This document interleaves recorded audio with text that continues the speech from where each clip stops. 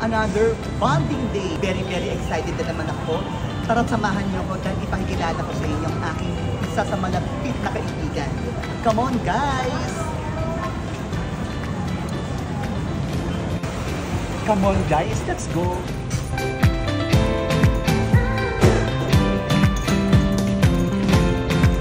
Hi, Mars! Hello! Actually, nakalayo ka. I miss you so much! Sa wakas, nakulitin ang aming pagkikita. Ay, nako, eto, pakikilala ko sa inyo.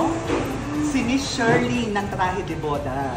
Napakaganda namang dilag ditong babae dito. Eto, ngayon magla-lunch kami. Medyo nalate ako. Dahil medyo traffic ng konti. At nagpapasalamat din ako kasi nagkaroon kami ng pagkakataong mag-banding ulit. At dahil mga kaibigan, kung hindi nyo alam, si Miss Shirley, nung nakaraang bridal fair, kinu-congratulate kita kasi nanalo siya ng 35,000 kayo binublow. Yes, isang 5,000 at saka isang 30,000. So, promise mo talaga sa akin na meron talaga tayong banding. At hindi pa lang ito, no? Part 1 pa lang to, may part 2 pag party. Hindi ako papayag na ito lang yung orderin natin. At ilabas ang lechon. At ito ngayon pag kami nagsasama nito, kulang buong araw para sa kwentuhan namin. Okay. Ayun, walang kakupas-kupas. So, kitang-kita mo naman. So mag-start na kami mga kaibigan. Ay, nako. Happy-happy ako ngayon. Dapat alam mo, always happy ka. Kasi para nakabata ng itsura, yun doon yung sikreto ng tinatanong nila, artista ka ba daw? Sa ano lang siguro, Mars, sa illusion lang. Sabi ko, oo.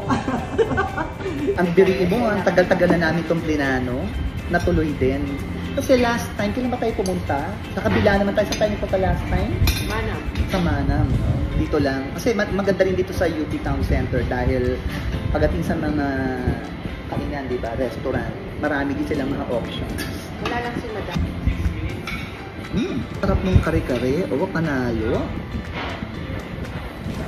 May nag-message sa akin client. Magpapabook daw siya. Na-meet ko siya nung last few days sa grand food tasting sa Light of Love events, please.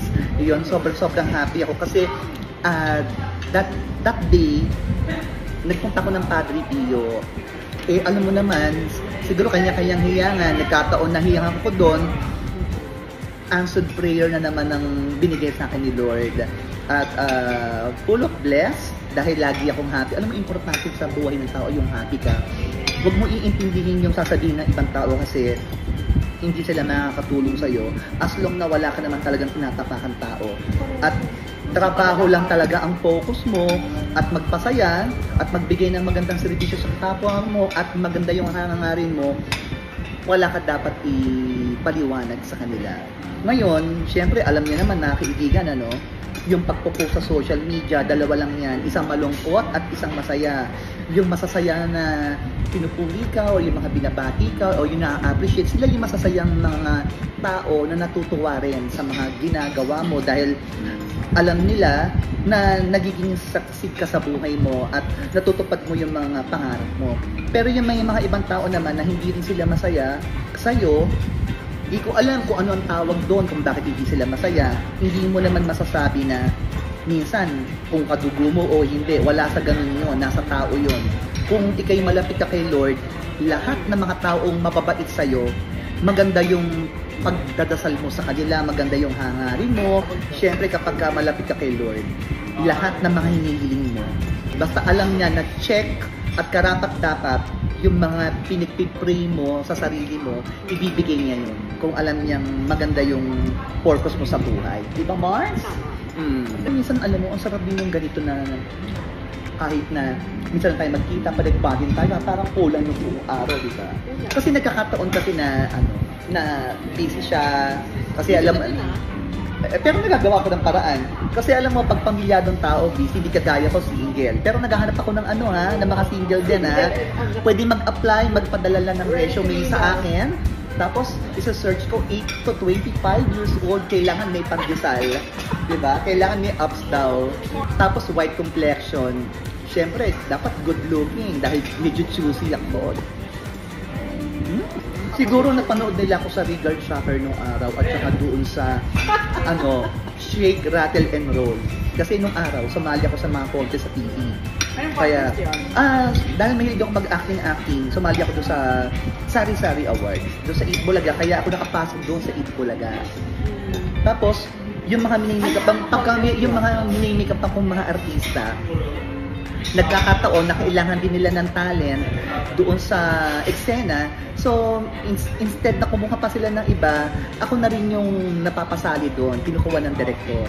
Ayun, kaya paminsan-minsan, napapalabas ako doon sa mga sa TV o sa movie. Pero hindi ko ganong inarir yun kasi parang mas priority ko yung aking trabaho.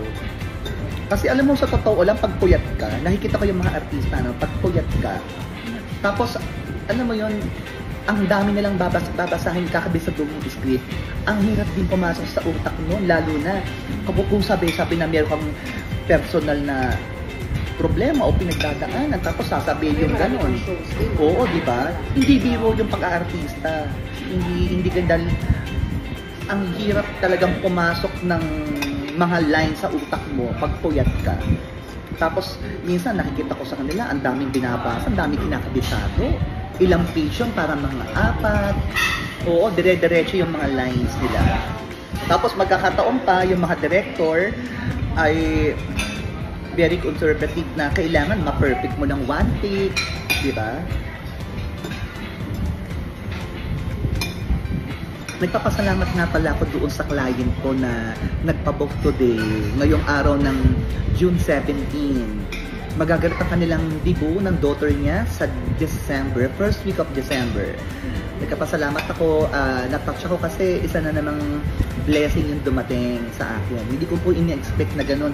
Kaya minsan mga kaibigan, maganda rin yung wala kang ini-expect kasi mas iba yung dating ng pakiramdam na naibibigay sa yung kaligayahan. Oo. Ang importante naman, alam mo, number 1 ko lang naman na pinagdadasal kay Lord. Okay lang yung sakto yung event, racket. Ang importante, good health. Kasi pag good health ka at masaya ka, mahaba yung buhay mo.